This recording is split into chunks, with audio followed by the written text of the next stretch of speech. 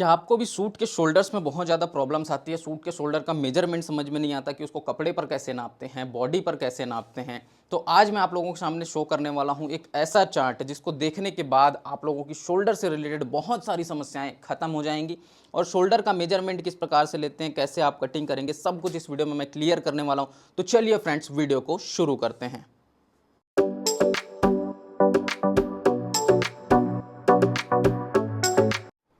तो hello friends, मैं हूं राजन और स्वागत है आपका हमारे चैनल टेलरिंग गुरुजी पर। बहुत दिनों बाद, लगभग 2 सालों बाद मैं पूरी एफर्ट के साथ इस चैनल पर वीडियो अपलोड कर रहा हूं। मुझे उम्मीद है कि आप लोग इस वीडियो को बहुत ज़्यादा पसंद करेंगे। और वीडियो अगर आप लोग को पसंद आ रहा है तो कमेंट करके बताना, साथ ही दिल खोल करके इस वीडियो को अपना प्यार और सपोर्ट दीजिए। तो चलिए फ्रेंड्स, शुरू करते हैं। आज शोल्डर गिरने से लेकर के शोल्डर पर आने वाली बहुत सारे ऐसे डाउट्स सभी को हम लोग क्लियर करेंगे। जैसे पुराने शूट पर आप शोल्डर को नापते हैं, तो कहने का मतलब है एक आस्तीन के ज्वाइंट से दूसरे आस्तीन के ज्वाइंट तक को हम इस प्रकार से नापते हैं।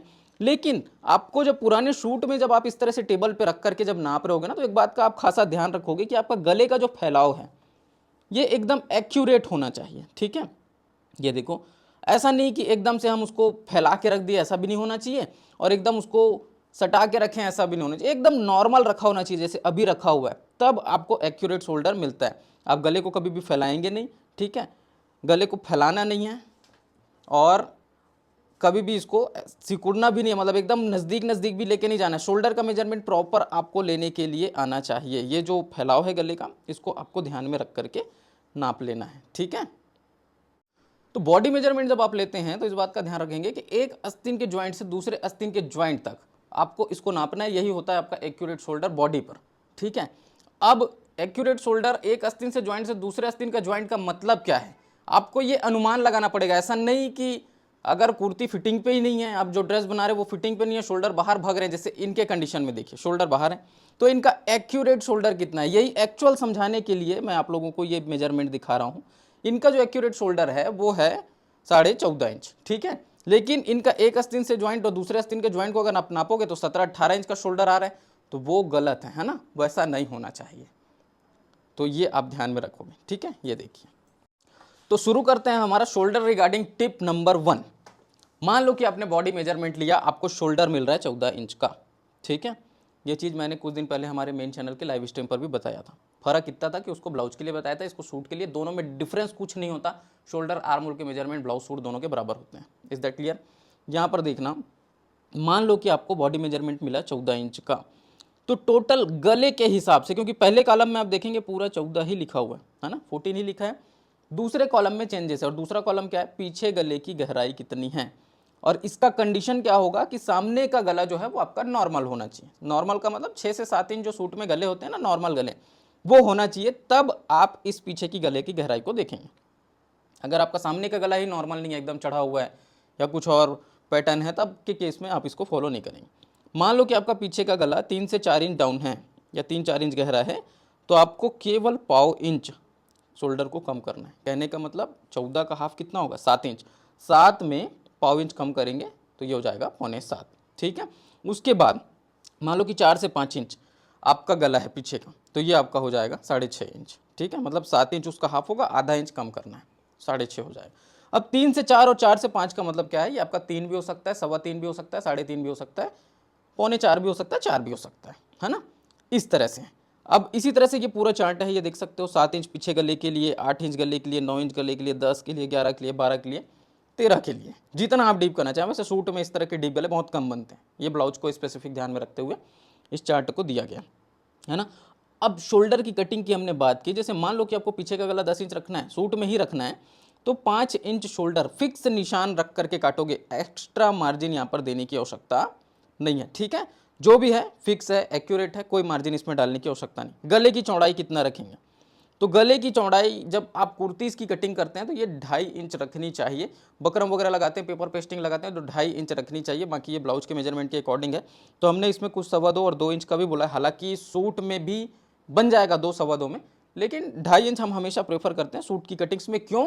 क्योंकि सूट के जो गले ना आमतौर पर 6 इंच 7 इंच 6 इंच 7 इंच इतने पे ही रहते हैं। अगर आपको इतना डीप बनाना है तो ये फार्मूला आपके सूट में भी काम आएगा।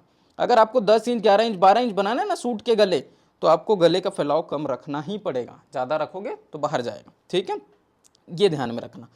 अब इसमें कुछ स्पेसिफिक चीजें, जैसे कॉलर वाला पैटर्न आपको बनाना है तो गले की चौड़ाई 2.5 इंच रखना है, शोल्डर 7.5 इंच रखना है।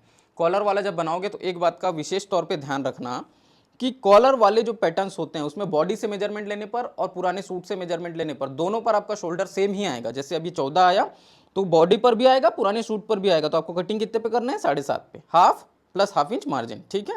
बोट नेक, गले की चौड़ाई रहेगी 4.25 इंच और शोल्डर आपको लेना है 6.25। ये रेयर केस में 7 इंच भी लिया जा सकता है। 6.25 या 7 इंच पर आपके बोट नेक की शोल्डर की कटिंग होगी। गला 4.25 रहेगा। हाई नेक में, जो कि नॉर्मल जो आप देखते हैं सामने से 3-4 इंच गला रहता है, पीछे से भी 3-4 इंच गला रहता है, उसमें गले की चौड़ाई यहाँ पर आप 2.5 से 3 इंच के बीच में ले सकते हो गले की चौड़ाई को। शोल्डर आपको 7 इंच पर ही काटना है।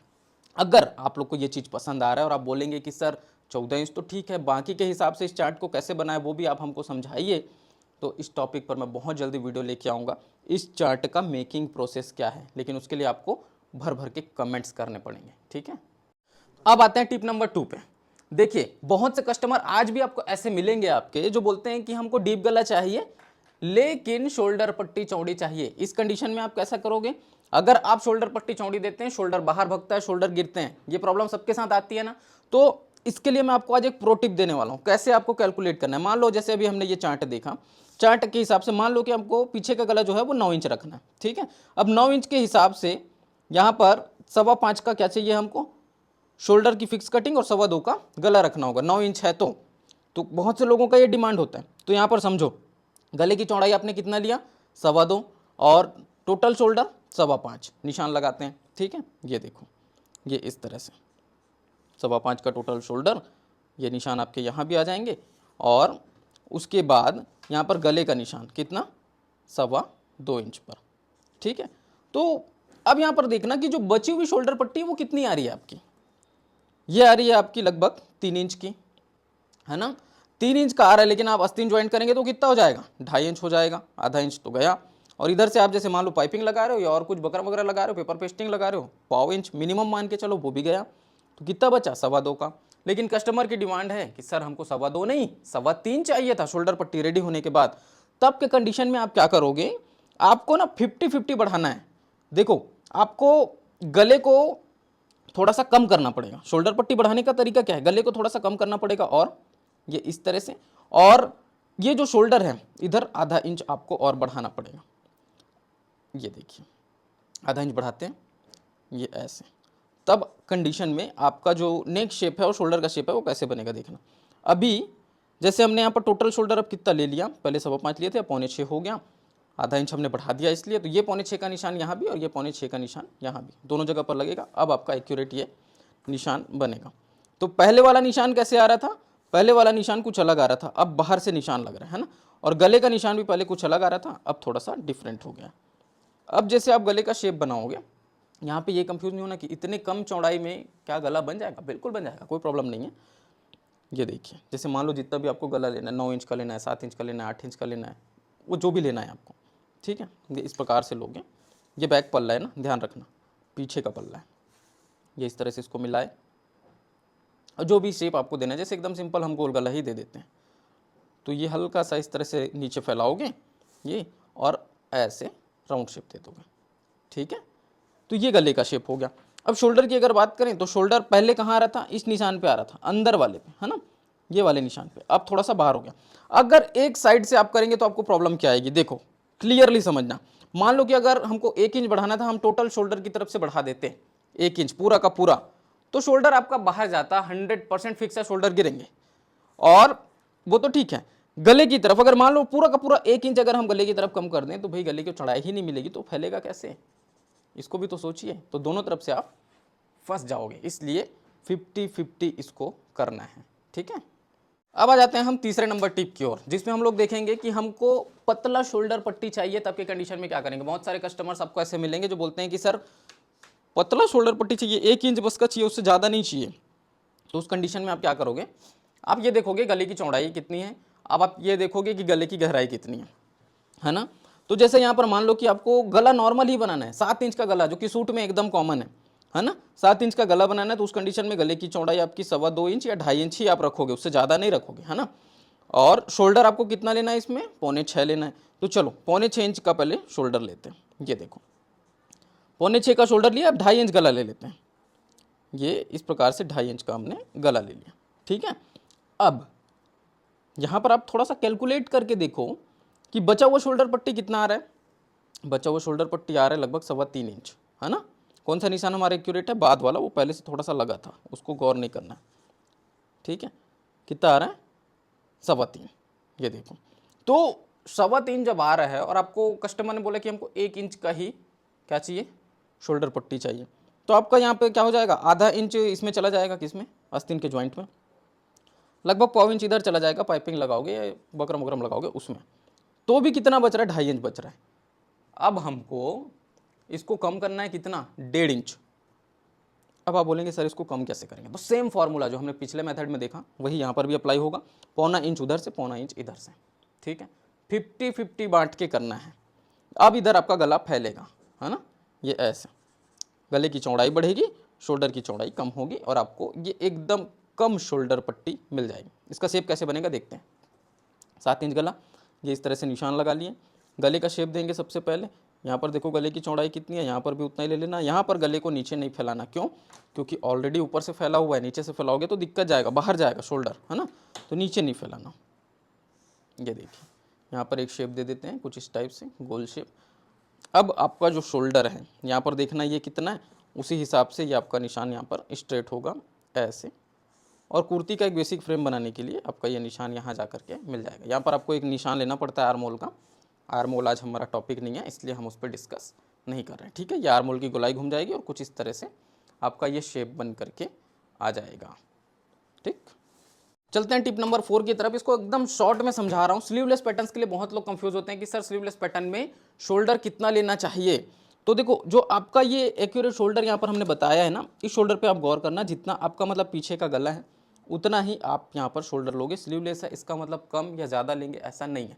स्लीवलेस है तो आप एक्यूरेट वही शोल्डर ले सकते हो या थोड़ा सा और कम कर सकते हो, कभी भी आपको बढ़ाना नहीं है। ठीक है, अभी हमने शोल्डर कितना लिया हुआ है, यहाँ पर आप देखें इस तरह से 6.25 इंच का, इसको हम कर सकते हैं 5.5। ठीक है, स्लीवलेस पैटर्न है तो ज़्यादा से ज़्यादा 5.5 करेंगे, उससे ज़्यादा और कुछ करने की आपको आवश्यकता नहीं। कभी भी जैसे 6.25 आपको आ रहा है शोल्डर लेने का, तो आप उसको 6, 6.25, स्लीवलेस है तो आस्तीन नहीं लगेगा तो चलो शोल्डर थोड़ा सा कवर कर देगा, इस सोच से कभी भी शोल्डर को बढ़ा के नहीं लेना है, नहीं तो फिर वो स्लीवलेस पैटर्न पूरा खराब हो जाएगा। ठीक है, और थोड़ा सा कम ले या बराबर ले, ज़्यादा लेने की ना सोचे, इसमें आस्तीन नहीं लगेगा, ये दिमाग वगैरह नहीं लगाना है। ठीक है, तो ये है स्लीवलेस पैटर्न का। चलते हैं टिप नंबर 5 की तरफ। ये सबसे इंपॉर्टेंट है इस वीडियो का, मतलब मेन हाईलाइट आप इसको समझ सकते हैं। शोल्डर डाउन करने का क्या प्रोसेस होता है, बहुत से लोगों को ये चीज़ समझ में नहीं आता कि कब शोल्डर किधर डाउन करें। तो मैं आप लोग को हमारे कटिंग मेथड की बात बता रहा हूँ, हम लोग कैसा करते हैं और हमारे जो सब्सक्राइबर्स है, व्यूवर्स है, वो लोग कैसा करते हैं। शोल्डर डाउन जब भी करना होता है तो हम लोग डीप गलों में गले की तरफ करते हैं। अब यहाँ पर डीप गलों में गले की चौड़ाई हम कितना लेते हैं, डीप गलों में गले की चौड़ाई हम लेते हैं 2.25 इंच। अगर नॉर्मल डीप है 5 इंच, 6 इंच, 7 इंच है तो 2.5 भी ले सकते हैं, इसमें ऐसा कोई प्रॉब्लम नहीं है, ये एक अनुमान है। ठीक है, डीप गले का मतलब क्या, डीप गले का मतलब जैसे यहाँ पर गले का ये लेंथ चार्ट है, तो 5 इंच, 6 इंच से लेकर के नीचे जितना भी है 7, 8, 9, 10, 11, 12, 13 इंच तक के गले आपके डीप गले में आएंगे। ठीक है, इसको समझना। अब डीप गले में हम शोल्डर को गले की तरफ डाउन करते हैं, इसका मतलब क्या है और इसको करते कैसे हैं प्रैक्टिकल तौर पे उसको समझते हैं। एक शोल्डर लेते हैं, ठीक है, 5.5 इंच का शोल्डर ले लेते हैं, चलो ये इस प्रकार से, और फटाक से एक फ्रेम तैयार करते हैं ताकि आपका ज़्यादा टाइम वेस्ट ना हो, क्योंकि ऑलरेडी वीडियो बहुत लंबा हो गया और नॉलेज वाली वीडियो थोड़ी सी लंबी होती है गाइस, तो आप लोगों को थोड़ा सा पेशेंस रखना होगा। और मैं आपको ये कमिटमेंट कर रहा हूँ कि इस चैनल पर अब इसी तरह की वीडियोज़ आएंगी। ये देखो, इस तरह से आपका शोल्डर जो है 1/2 इंच डाउन, किधर, गले की तरफ, डीप गलों में। ठीक है, बस इतना ध्यान रखना। और डीप क्या है ये मैंने बताया, 5-6 इंच से लेकर के उसके नीचे जितना डीप आप बनाना चाहो वो पूरे आपके डीप गले। तो 5-6 इंच का ये प्रोसेस है, तो 3, 4 और 4, 5 का क्या प्रोसेस होगा, तो वो 3, 4 और 4, 5 जो है वो आर्म होल की साइड डाउन होगा, उसको मैं आप लोग को बोट नेक में समझाता हूँ। तो देखो, बोट नेक का सबसे पहले आप लोग जानते होंगे कि गले की चौड़ाई उसमें ज़्यादा होती है। मान लो कि ये चेस्ट साइज़ के ऊपर डिपेंड करता है कितना चौड़ा लेना है। यहाँ पर हम मान लो 3.25 इंच चौड़ा ले लेते हैं। ठीक है, नॉर्मल साइज़ के अकॉर्डिंग 3.25 इंच चलता है। अब इसमें शोल्डर तो 7 इंच या 6.25 इंच का यहाँ पर शोल्डर ले लेते हैं। ठीक है, ये इस तरह से, ये देखो, तो ये आपका बेसिक फ्रेम कैसे बना, इस प्रकार से बनेगा। इसमें आर्म होल गोलाई वगैरह दुनियादारी में कुछ नहीं बता रहा हूँ ना, सिर्फ और सिर्फ शोल्डर के बारे में डिस्कस कर रहे हैं, शोल्डर रिगार्डिंग टिप्स हैं। तो इसमें जो शोल्डर आप डाउन करोगे ना, वो आर्म होल की साइड इस तरह से डाउन करोगे। और दूसरी बात, जब हम शोल्डर इस प्रकार से डाउन करते हैं तो जैसे आर्म होल हम बोलते हैं ना कि आपको ये निशान लेना है, आर्म होल का निशान 5.5 पर, 5.25 पर, तो ये डाउन वाले निशान से नाप के लेना होता है ना। इस बात को ध्यान में रख करके आप कटिंग करेंगे। अभी हम आपको समझाने के लिए वो फ्रेम पहले ही मिला दे रहे हैं, लेकिन आपको पहले शोल्डर डाउन करना है, फिर आर्म होल का सीधा निशान लेना है, उसके बाद चेस्ट लाइन को आप मिलाओगे। ठीक है, ये बात हुई बोट नेक की। और सेम कंडीशन अप्लाई होगा आपका 3 से 4 इंच और 4 से 5 इंच वाले गलों में। ठीक है, ये आर्म होल की साइड ही डाउन होंगे। बोट नेक में और नॉर्मल नेक में क्या फ़र्क होता है, उसमें गले की चौड़ाई नॉर्मल होती है, इसमें ज़्यादा होती है। ठीक है, बोट नेक में ज़्यादा होती है गले की चौड़ाई, ये देखो, बाकी नॉर्मल रहता है ये इस टाइप से। अब चलते हैं कॉलर पैटर्न की तरफ। तो देखो, जब आप कॉलर वाले पैटर्न्स बना रहे होते हैं ना, तो कॉलर वाले पैटर्न्स के वैसे तो बहुत सारे रूल हैं, लेकिन आज हम सिर्फ और सिर्फ शोल्डर के बारे में समझ रहे हैं, तो मैं सब आपको इतना बताना चाहूँगा। 2.5 इंच गले की चौड़ाई आप लोगे। ठीक है, शोल्डर आपका रहेगा, जैसे मान लो कि आपका शोल्डर है 14, तो उसका हाफ करके 7, और यहाँ पर हो जाएगा आधा इंच का मार्जिन 7.5। ठीक है, क्योंकि कॉलर वाले पैटर्न्स में कभी शोल्डर कम नहीं किया जाता, बल्कि और बढ़ाया जाता है मार्जिन के तौर पर, आधा इंच। ठीक, ये इस प्रकार से आप इसको मिला लोगे। अब जैसे मैंने अभी बताया आप लोग को कि पहले आपको आर्म होल मेजर नहीं करना है, कब, जब आपका शोल्डर जो है वो आर्म होल की तरफ डाउन जा रहा है, तब कॉलर वाले पैटर्न्स में 1 इंच शोल्डर को डाउन किया जाता है। Is that clear? ये देखो, ये इस प्रकार से। ठीक है, अब आर्म होल को मेजर करना है। जैसे मान लो 36 चेस्ट है, तो 5.5 पे निशान लगाओगे, ये ऐसे, और इसको मिला लोगे। ठीक, ये ऐसे। अब गले का आपको समझ में आ गया, शोल्डर का समझ में आ गया। गला हमने कितना लिया, 2.5 इंच चौड़ा लिया। गला मान लो कि आपको ये फ्रंट है, मान लो कि फ्रंट है, तो आपको 7 इंच का गला रखना है, 7 इंच का निशान लगा लो। 6 इंच का रखना है, 6 इंच का निशान लगा लो। जो रखना है वो निशान लगाओ।